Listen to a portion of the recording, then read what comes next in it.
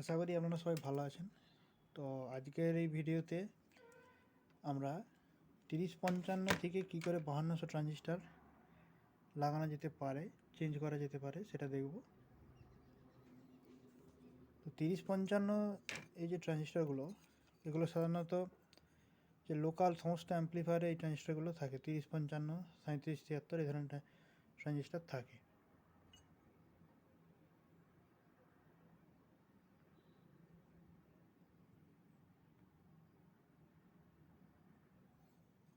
তো এইটার বদলে আমরা এই ট্রানজিস্টার কীভাবে লাগাবো, TTC 5200। তো যেভাবে এটা কানেকশান প্রায় একই, কিন্তু একসঙ্গে যখন অনেকগুলো ট্রানজিস্টার লাগানো হয় তখন যে বেসিক মিস্টেক কিছু আমাদের হয়, মানে নিজেদের অজান্তে যে মিস্টেকটা হয়, সেই মিস্টেকের প্রথমই এটা হলো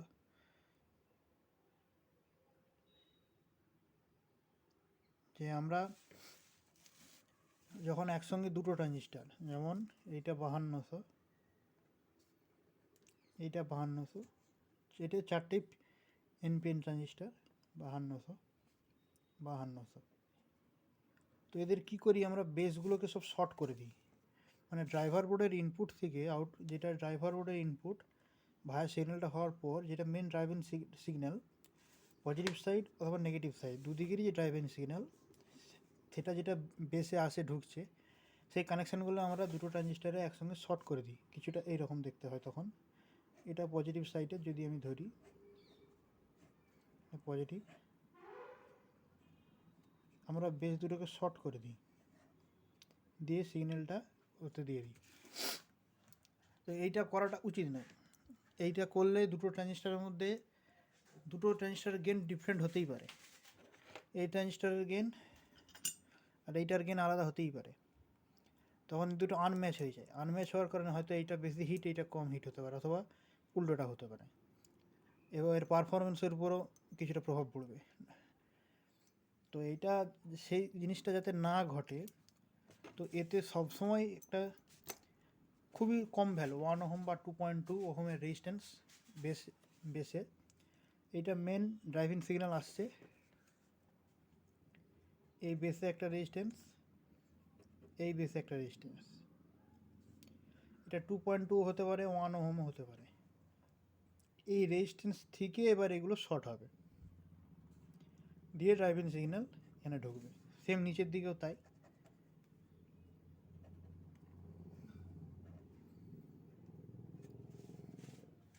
এইভাবে আমরা দুটোর জায়গায় চারটে লাগানো যেতে পারে এইভাবে। আর আরেকটা জিনিস খেয়াল রাখতে হবে, এই যে আউটপুট রেজিস্ট্যান্সগুলো 2.2 ওহম বা 1 ওহম, যাই কেউ 4.7ও দেয়, তো এইটার ভ্যালুটা আমাদেরকে একটু কমাতে হবে। এবার সেটা ডিপেন্ড করছে হিটসিংয়ের উপর। যদি আপনাদের সঙ্গে যে বড় হিটসিং থাকে, মানে ট্রানজিস্টারগুলো হিটটা তাদের ছাড়তে পারে, তাহলে 0.5 থেকে শুরু করে 1 ওহম পর্যন্ত রেজিস্ট্যান্স দেওয়া যেতে পারে এই ট্রানজিস্টারের জন্য। কিন্তু যদি ট্রানজিস্টারের হিটটা খুব একটা ভালো সাইজের না হয়, হেভি না হয়, তো তখন এটা আমাকে বাড়াতে হবে। কারণ এর পাওয়ার ডিসাপেশন এর মানে এর থেকে বেশি হওয়া চলবে না, নাহলে এগুলো রেজিস্ট্যান্সগুলো পুড়ে যায়। অনেক সময় দেবে রেজিস্ট্যান্সগুলো পুড়ে যায়, ট্রানজিস্টার ওভারহিট হয়ে পুড়ে যাবে। আর আরেকটা জিনিস যেটা খেয়াল রাখতে হবে, অনেকে ভাবে যে এই ড্রাইভার সেকশানে যদি আমি এক্সট্রা 8টা 9টা 10টা যা পারি ট্রানজিস্টার দিয়ে সাউন্ড কোয়ালিটি পাওয়ার বেড়ে যাবে, 200 থেকে 400 হয়ে যাবে, 200 থেকে 600 হয়ে যাবে। না, এরকমটা নয়। এটা যদি 30-55 লাগানো থাকে, 30-55তে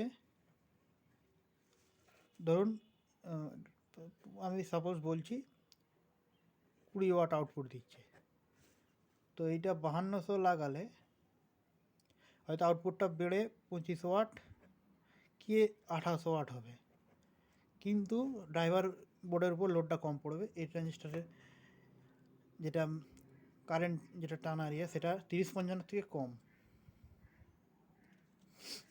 তো এই 5200 25 ওয়াট 28 ওয়াট আউটপুট পাবে যদি আপনার ট্রান্সফরমার সেরকম পাওয়ার থাকে। যদি পাওয়ার আপনি বাড়াতে চান, ধরুন আপনি চাইছেন আমার 200 আছে, 100 আছে, 100 ওয়াট আমি এটা 200 ওয়াট করব, তখন এখানে যদি আপনার 18,018 ভোল্টেজ থাকে, আপনাকে পাওয়ারটা হয়তো এখানে 25,025 বাড়াতে হবে। আপনি 18,018 ট্রান্সফরমার লাগিয়ে এতে যদি 10টা 5200 লাগিয়ে দেন, তাহলে ওই 200 ওয়াট থেকে 250 ওয়াট কোনো মতেই পাওয়ার দিতে পারবে না। এতে সাউন্ড ক্লিয়ারেন্স, এই ট্রানজিস্টারের সাউন্ড ক্লিয়ারেন্স ডিপেন্ড করবে ড্রাইভারের উপরে। এর যে ড্রাইভার এটা চেঞ্জ করলেই যে সাউন্ড কোয়ালিটি কিছুটা ইমপ্রুভ হবে সেটা ঠিকই, কিন্তু খুব একটা মানে খুব সেন্সিটিভ গান ছাড়া এটা বুঝতে পারবে না। তো এইটার আরেকটা মেন যেটা হলো, এটা গেনটা কমাতে হবে। গেনটা কমানোর জন্যে এতে একটা ডিফারেন্সিয়াল পেয়ার থাকে, যেটা মেন ভি পজিটিভ সাপ্লাই থেকে ভায়া রেজিস্ট্যান্স হয়ে এলো, এখানে একটা জেনার ডায়োড থাকে।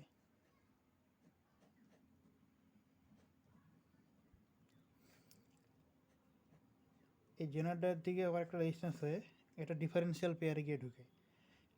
ট্রানজিস্টারের কানেকশানটা ঠিক দেখতে এরকম হবে, এইটা এসে ঢুকে যাবে। এর এক পাশে একটা ক্যাপাসিটর হয় অডিও ইনপুট, আর এই পাশে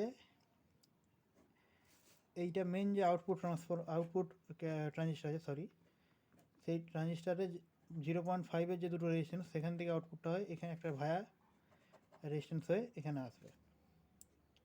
তো এখানে দুটো রেজিস্ট্যান্স থাকবে, এটা ডিফারেন্সিয়াল পেয়ার। তো এই রেজিস্ট্যান্সটাকে আমাকে কমাতে হবে। এটা যত বাড়বে অ্যাম্প্লিফায়ারের গেন তত বেড়ে যাবে, এটা যত কমবে অ্যাম্প্লিফায়ারের গেন তত কমে যাবে। এটা নির্দিষ্ট লেভেল, এটা নিজেকে কানে শুনে অ্যাডজাস্ট করতে হবে যে এই সাউন্ডে আমার আসার পর আমার বক্সের সাউন্ডটা ক্লিয়ার হচ্ছে।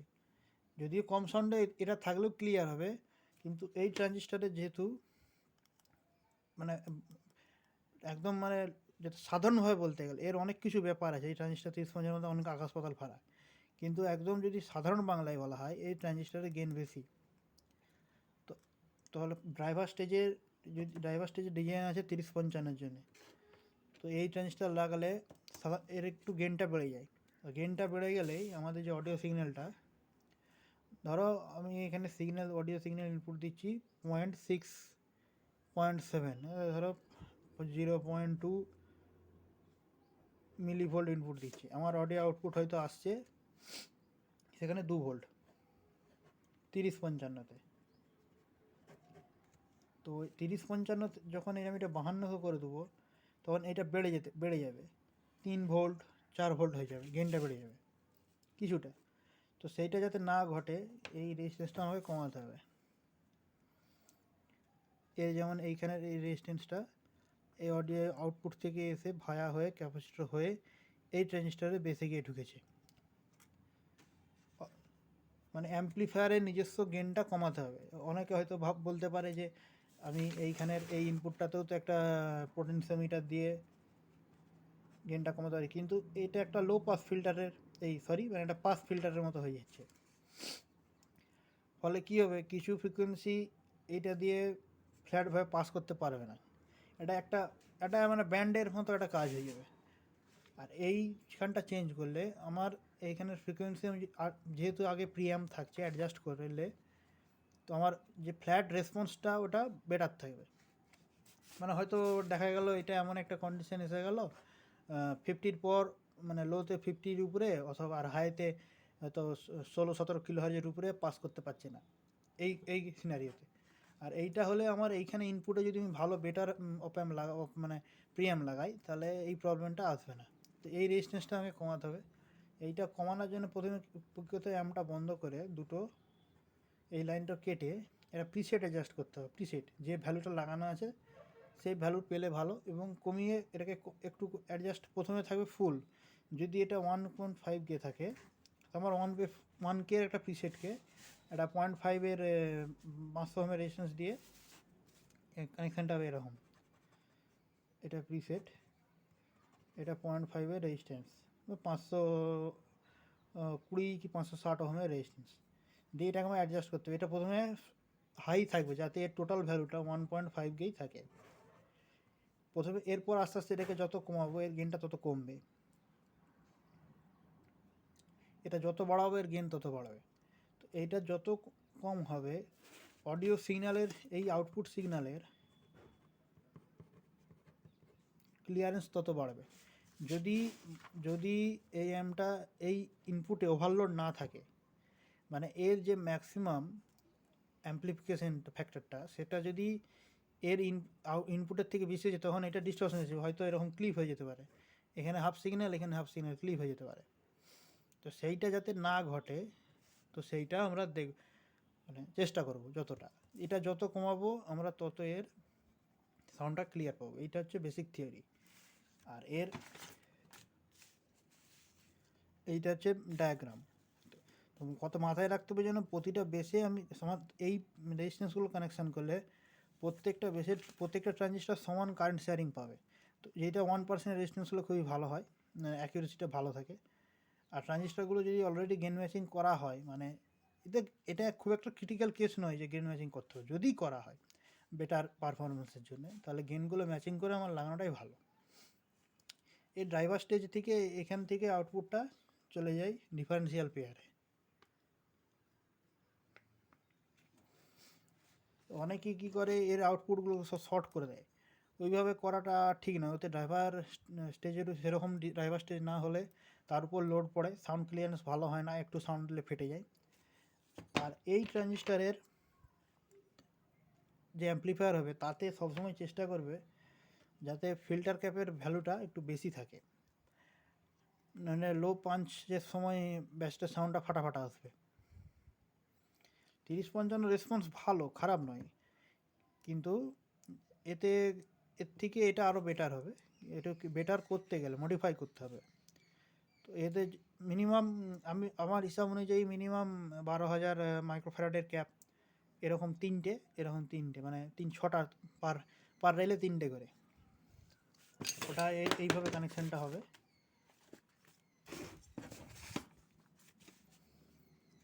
যে পজিটিভ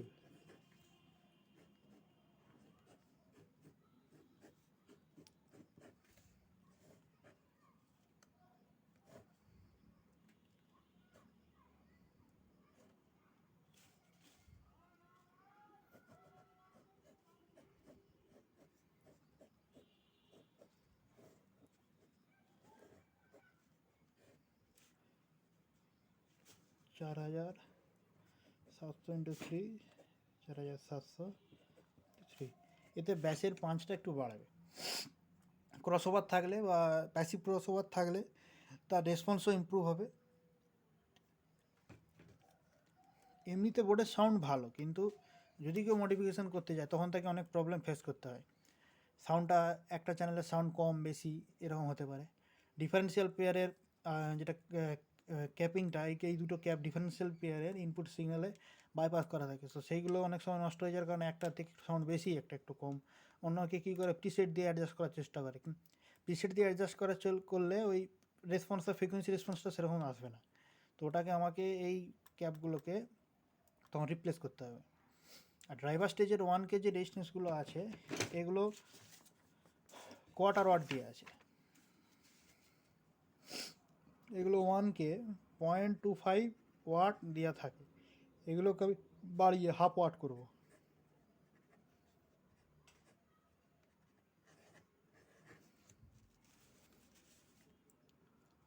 আমার মনে হয় এইভাবে করাটাই বেটার। বিভিন্ন লোকের বিভিন্ন রকম চিন্তাভাবনা থাকতে পারে। আমি যতগুলো অ্যাম্প মডিফাই করেছি সব এইভাবে অ্যাম্প মডিফাই হয়েছে, তো এতে এখনও পর্যন্ত কারো কিছু অসুবিধা হয় না। আর সাউন্ড ক্লিয়ারেন্স খুব সুন্দরই সাউন্ড আসে, 30-55 থেকে বেটার। যদি ভিডিওটা ভালো লেগে থাকে তাহলে একটা লাইক করো আর চ্যানেলটা সাবস্ক্রাইব করো ভবিষ্যতে এই ধরনের ভিডিও আরও পাওয়ার জন্যে। এরপরে একদিন একটা এই বোর্ডের যাতে সহজে ফল্ট ফাইন্ডিং কীভাবে করা যেতে পারে সেটা একটা দেখবো। অনেকে কী করে ট্রানজিস্টার চেঞ্জ করে একটা ট্রানজিস্টার গরম হচ্ছে, সাউন্ড আসছে না, ডিসি অফসেট এসে গেছে, তো এগুলো কীভাবে অ্যাডজাস্ট করে দেবে ভবিষ্যতে এইটা নিয়ে একটা ভিডিও করবো, খুব সহজে যাতে মানে অল্প সময়ের মধ্যে খুব সহজে প্রবলেমটা লোকেট করা যায়, তো সেইটা দেখবো। আজকের এই পর্যন্তই।